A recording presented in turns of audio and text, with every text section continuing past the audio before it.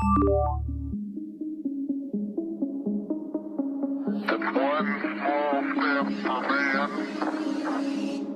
you know about rolling down in the deep? When your brain goes numb, you can call a mental freeze. When these people talk too much, put that shit in slow motion. Yeah, I feel like an astronaut in the ocean. Yeah. What you know about rolling down in the deep? When your brain goes numb, you can call a mental freeze. When these people talk too much, put that shit in slow motion. Yeah, I feel like an astronaut. She says that I'm cool. I'm like, yeah, that's true. I believe in G-O-D. Don't believe in T-H-O-T. She keep playing me down. I'ma play her for fun. You don't really know my mental. Let me give you the visualized stencil. Hi, this is John Cullen. Welcome to another episode of Web of Deception. This is episode number 23. And I'm joined again by my co-host, Jason Goodman. Jason, thanks again for taking time to help us figure out all this craziness and this web of deception. Great to have you here. And this show is number 23 in the Web of Deception series. And it seems that today or this weekend is the 7-year anniversary of the Port of Charleston gambit, we'll call it. And so I think it made some sense to revisit that, because that's kind of when everything kind of went off the rails, I think. And so there might be some people who didn't get to see the original Port of Charleston show that we did. It might have been episode 3 or 4 or something like that. So for those of you who are just catching on to the Web of Deception now, you can see the whole series. So we've got 22 episodes before this, both at my channel at either you go to youtube.com at I am on, or youtube.com Johnny Hoover, either one will work. Or Jason, what you're at Crowdsource the Truth 27, 28? What are we up to now? Crowdsource what? 11 and 12. 11. Yeah, Crowdsource the Truth down. 11. All right, so Crowdsource the Truth 11. Or you guys can go over to odyssey.com /at Crowdsource the Truth. And you can see Jason's complimentary videos, the stuff that's available to everybody, and his subscriber-only content is over there at Odyssey or subscribestar.com /crowdsource the truth, or patreon.com /crowdsource the truth. So you can see this patron-only content that we've been doing. So imagine we did 22 shows so far. And each one of those 22 shows has at least an hour of patron-only content. Right? So we've done 25 minutes, half an hour, give or take, 22 times up until this show. And each one of those shows, we're doing over an hour of additional content that the patrons are really the only ones who've been privy to. You need 90 minutes. That's what I'm saying. I mean, often it's been an hour 20, an hour and a half.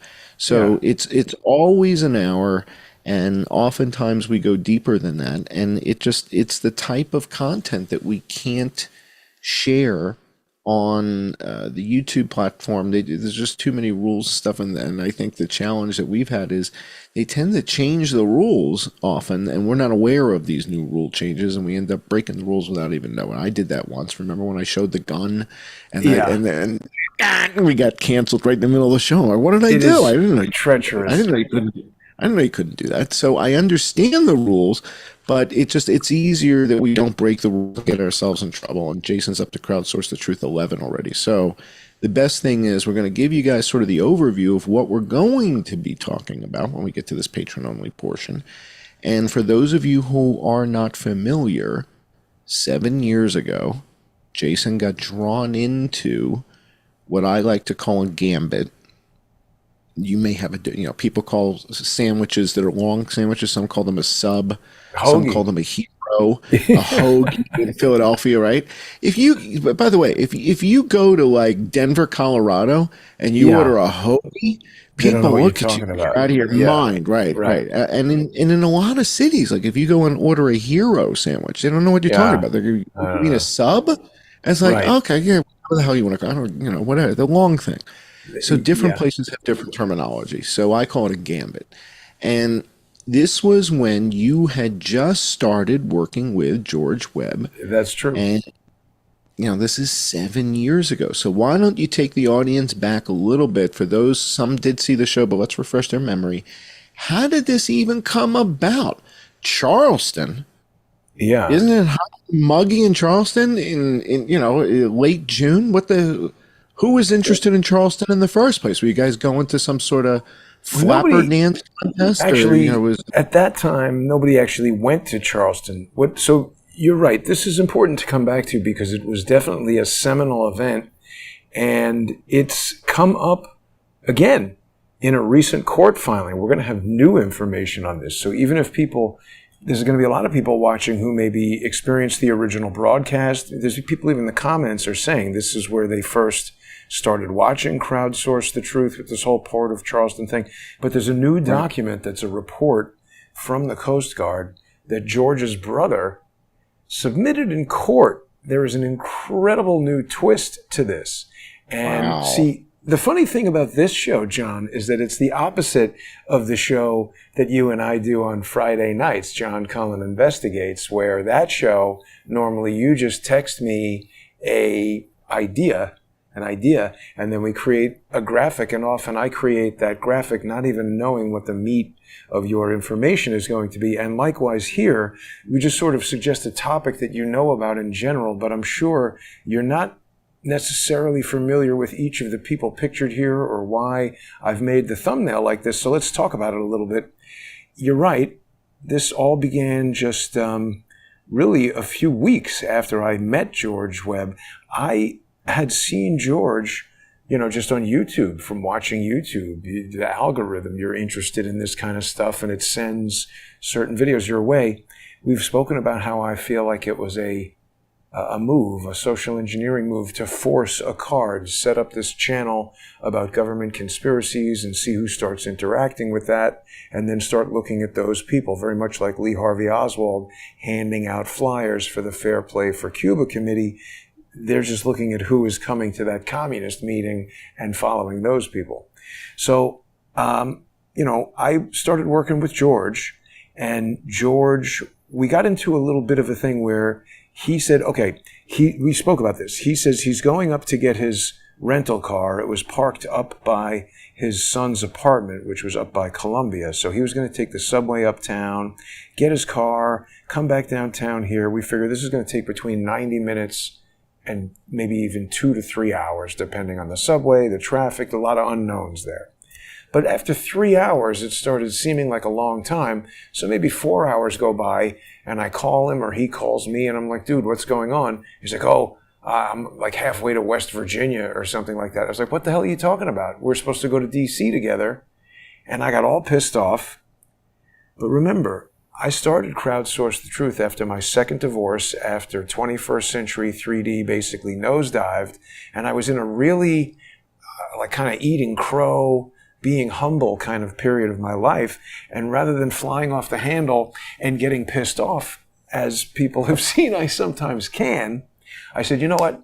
Also, remember, I was trying to make a business out of Crowdsource the Truth because, yes, it's important that we bring people true information, but like anything else in modern society in the United States, people who want this stuff to be free, I don't think are real viewers. I think those are either communist manifesto people who want to, whose streets are streets and steal all our stuff and distribute it on Twitter for free, or they're just social engineers who want to destroy the effort. But you and I put a lot of time into this, and it was clear to me, even in the beginning, that if I didn't find some way to monetize it, I wouldn't be able to sustain it. And rather than taking advertising money or making that deal with Robert David Steele's friend Tyrone Simpson to be on Steemit, this direct to viewer sponsorship, really now there's a lot of people doing this, John. It was very cutting edge when I started doing it 7 years ago, and people did resist it because it wasn't really commonly done. People were selling vitamins or coffee or some kind of product,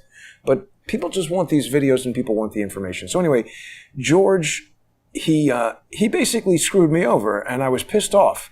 And my instinct was to be like, you know what, dude, I've had it with you. We're done.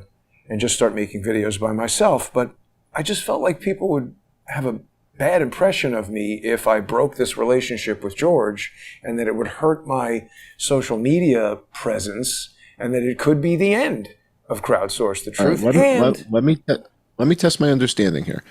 You and George are getting ready to head down to Washington, D.C.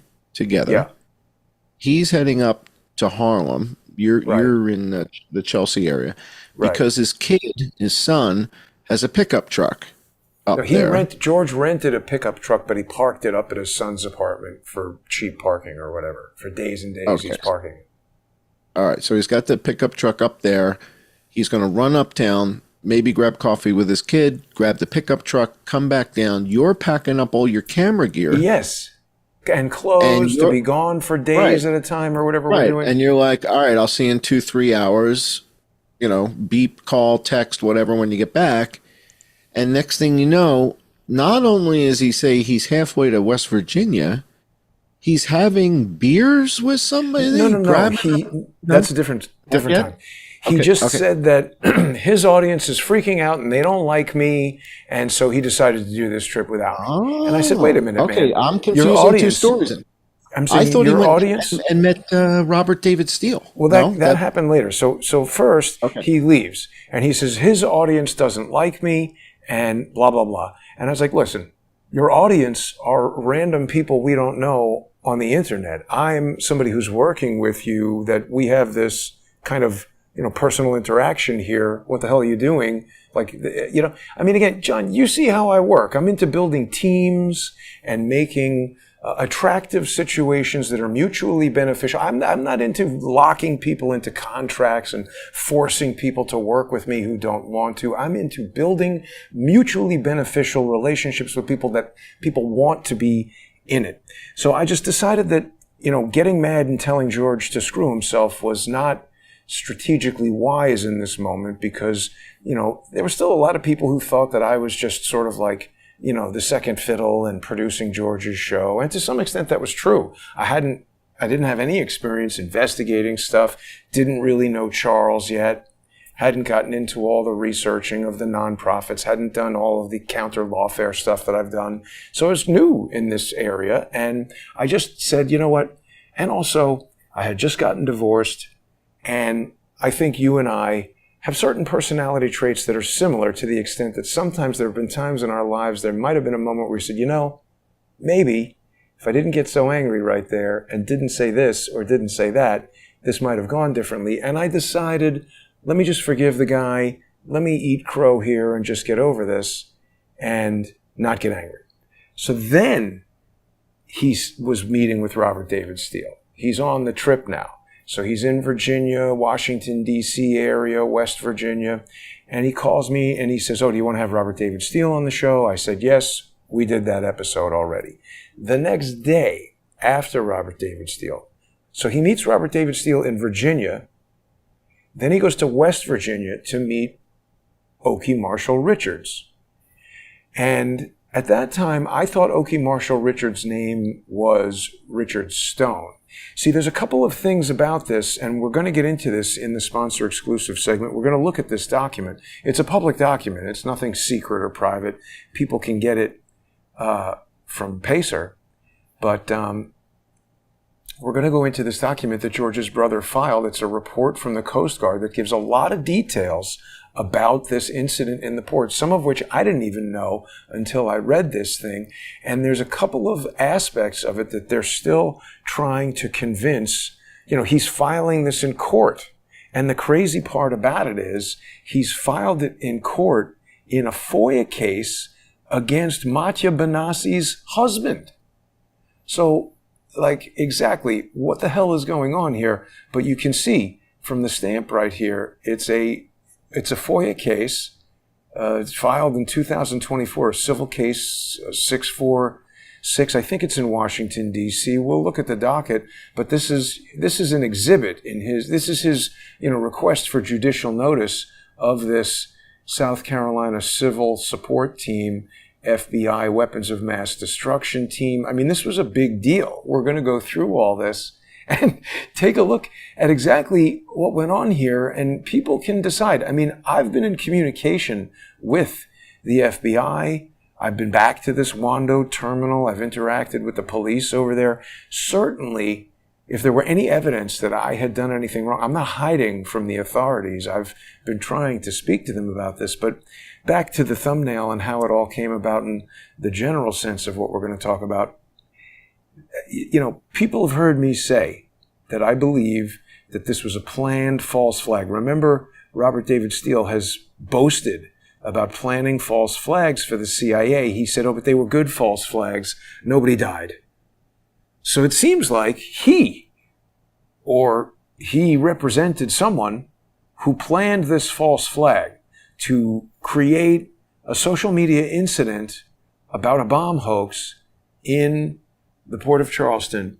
And I believe the purpose of it was to get this big, huge FBI response. And also, by the way, they roll this type of thing into a resiliency test so they can sell it to all these different, whoever needs to say yes or no, you can do this, as we're going to test the response time of EMTs and fire and police. And what if there was an incident in the port? We're going to see where this is a penetration test to see our own weaknesses of the first responders of a national emergency. So from time to time, there are legitimate need to do this, right? Yeah. And so the side benefit of this is we also want to start censoring the internet. And so if we can, we don't care that Jason's going to, spend all his money and probably have to rely on his family to spend money to hire lawyers for millions and millions of dollars for the next, probably would still be in court, 5 years, 7 years, appeals. I'm still in court and we're just dealing with it from a civil standpoint. If I had been in jail this whole time or in and out of jail and going to court and my parents sitting there, the stress on my family, this is what they don't care about, is the lives that they destroy when you have, This is important because as soon as you start talking about that, it's one thing to say it. It's another thing to then provide evidence that powerful people in powerful positions are concerned about this. And I think when we get to the patron-only portion of the show, we'll hop over there in about, 12 minutes or 10 minutes. When we head over to the patron portion of the show, I want to share with the patrons the clip, not the whole thing, but maybe 2 minutes of Barack Obama speaking at Stanford University about the danger of misinformation, disinformation. Because this is what he was concerned about then. The meetings that these guys were having in the Oval Office was, if open source intelligence gathering gains any steam, we're toast. We are toast. So we're going to need to nip it in the bud, and that means you guys have got to find the earliest possible successful players out there. Find who is going to make a mark, and let's make an example out of them. And that was you. Definitely. And also Alex Jones. It was a broad, effort that was underway. But I don't know.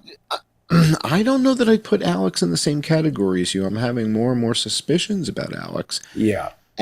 As we've broken down this whole notion of the cognitive dissonance meets the confirmation bias. Confirmation bias is one thing if you're a scientist, if you're a doctor, you put your reputation on the line, you put a paper out there, you're Jay Bhattacharya from Stanford, you put out the Great Barrington Declaration, you get, your reputation's on the line. Alex Jones on the Las Vegas shooting, he didn't take a stand. He didn't say it was Tone Loc. He didn't take a stand, and now he's going to be wrong and embarrassed. So what kind of confirmation bias? In other words, for somebody like Alex Jones, there's really no excuse to not look at, for example, the Katie, Joanne, and Laura, the 3 women that were checked into the room. We've got it on the camera from the cops. I mean, this is not a theory. We have the recordings. But doesn't it seem like somebody has handed this off now to, what's his name, Glenn Beck? They're getting all up into the story now. What I'm saying they're dishing these things out. I think the people that we thought for years were the people who were trying to get to the truth may have also been the limited hangouts, because if they're avoiding key evidence so again, it's one thing if you're a physician, a doctor, a virologist, and we're talking about COVID, right? Your whole reputation, your whole career is on the line. And so to say I was wrong, it's easy for me. I'm not an epidemiologist. I'm a cartographer, right? I didn't get the Hong Kong part wrong. So for me to say I was wrong about 1918 H1N1 or something, who cares? I don't care. What, people aren't going to come to my class at Yale? I don't teach at Yale, right? So it's not going to really have an impact. But with Alex Jones and the Vegas shooting, or Tucker Carlson in the Vegas shooting, or Joe Rogan in the Vegas shooting, why would you guys have confirmation bias? Well, hang on a second. Keep in mind that with each of those guys that you're mentioning, somebody like Robert David Steele every day is trying to get them into some sort of position where he can force them to be on their side. For instance, Robert, while this was all going on, concurrent with all of this nonsense, this guy named Tyrone Simpson, he told me his name was Frank Bacon, but he called me up and he said, I work for Robert David Steele and you should do your show on Steam It and instead of on YouTube. And the idea was I was going to earn cryptocurrency. This was some kind of network, sort of like Rumble. If you put your show on Rumble and we give you 1 million Rumble subscribers and suddenly you're getting $5,000 a month from Rumble, you're going to like Rumble a lot. So that's what they were trying to do with Steam It. And so with Alex Jones, I get the sense that they broke his financial back, they got him over a barrel, and they got him into a position where I don't think they necessarily take you into a room and say, you have to do this. But when Flynn starts showing up and somehow that equals more viewers or money or whatever, you start doing more shows with Flynn and the narrative starts going that way. So that's basically what Robert David Steele was trying to do. He was trying to get me on the program where they could send me guests and they could control the flow of the show, and George would control it and Robert David Steele would control it, and whatever idiots they wanted to, Field McConnell, whatever idiots they wanted to put on the show would control it. But when their plan to get me arrested by the FBI by calling in a bomb hoax failed, then they immediately shifted to the lawfare plan, and that's why we have Stephen Biss back here. And just for the artificial intelligence fans, today's thumbnail, we've got an artificial intelligence enhanced Stephen Biss, because there's very little photography of this guy available on the internet. And haven't seen George's brother, in many years. Any pictures available of him are from years ago. People are asking if he's still active. He is, every single day. And we're going to look at some of his court filings during the sponsor exclusive segment in about 5 minutes. But what I did here was, from available old images of David, I asked AI to make, X number of years later, give me an older looking version of him. So this is a simulated current photo of George's psychotic Nazi paperclip brother. And then, of course, all of these idiots appear to be working in service of General Flynn, or a plan that really focuses around General Flynn. I mean, John, I believe that each of these guys are nodes on a lawfare network. And this lawfare network, it's incredibly big. It's Ben Whitty's Lawfare Institute. It's all these different lawyers and, people who are PR firms that get hired by law firms, and then the contract. I mean, if you're a lawyer hiring a PR firm to help Harvey Weinstein improve his public image while he's in court, and that's absolutely something that gets hired, you might put on a Harvey Weinstein film festival, and the hiring of the curator of the film festival is something that a lawyer needs to do. So how do you find that person? The interaction between the lawyer and that person becomes an attorney-client privileged thing. So there's all kinds of weird stuff that can get launched out of these relationships with lawyers, and something amazing happened. I've been going as much as I can to this Felix Sater trial. Somebody saw an episode of Ghost Town USA that I did about Felix Sater, and his former attorney, Robert Wolf, has been being cross-examined. Wolf is the attorney who signed the secret cooperation agreement with Andrew Weissman in 1998, right, along with Felix Sater. So it causes me to wonder, does Robert Wolf have some kind of maybe security clearance that he's interacting with the Department of Justice on these secret agreements? I don't know. But somebody pointed out that his daughter is an attorney at Ballard Spahr, the same firm that represented Chris Boozy and Eric Lichtblau in the Sussman prosecution during the Durham investigation. So it's a tight, I'm not just making it up that there's this lawfare network. It's a tight network, John. Well, I'm really starting to wonder a lot about General Flynn and if his role is to be sort of the Pied Piper of the limited hangouts, because he's got the credibility, and again, remember when Trump came into office, when Trump wins the election in 2016, wasn't supposed to win, gets sworn in 2017.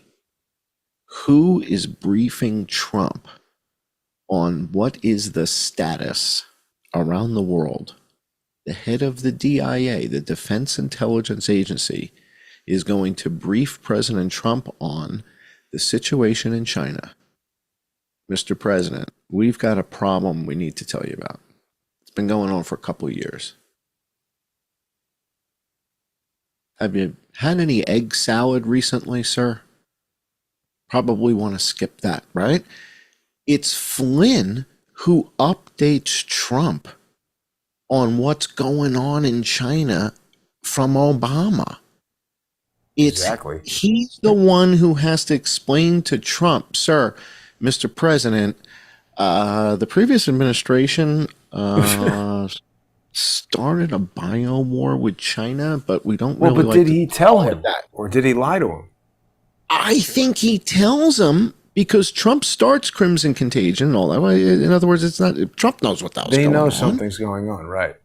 Right. So I'm wondering if he's almost like, is he a double agent? Is he a triple agent? Like, it's so hard to tell what side he's on. And my concern is he knows everything. Trump knows everything. And he is simply playing this role of Pied Piper of the alt world.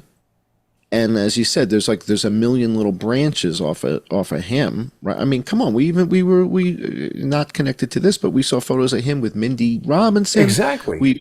So that's what I mean. He's all over this stupid. Exactly. He's all over this stupid LARP world, and I think this Port of Charleston thing was their early plan to, sell people on the idea of censoring the internet. So we're pretty close to our end here, John, and we're going to get into this legal 2017. Yeah. This was 2017. Yeah. So it was 7 years ago this week. June 14th, 2017. Trump's birthday, by the way. Trump's birthday and his first year in office. This is a transitional period. And when we go to the patron-only portion, I think Obama said the quiet part out loud at Stanford. He's telling you, here's what we're afraid of, because it's going to mean we're going to get caught. So I'm looking forward to getting over to the patron-only portion. We've got some very interesting things to share with you about Jason's interaction with the FBI. You're going to hear about that in just a few minutes. I'm John Cullen. Thanks for joining Web of Deception.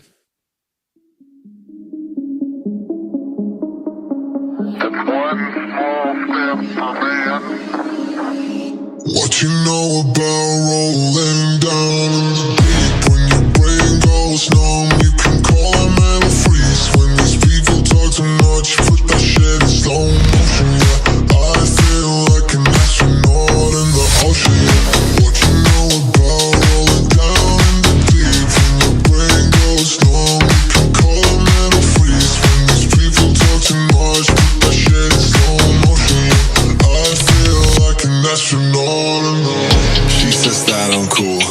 I'm like, yeah, that's true. I believe in G.O.D. Don't believe in T.H.O.T. She keep playing me down. I'ma play her for fun. Don't really know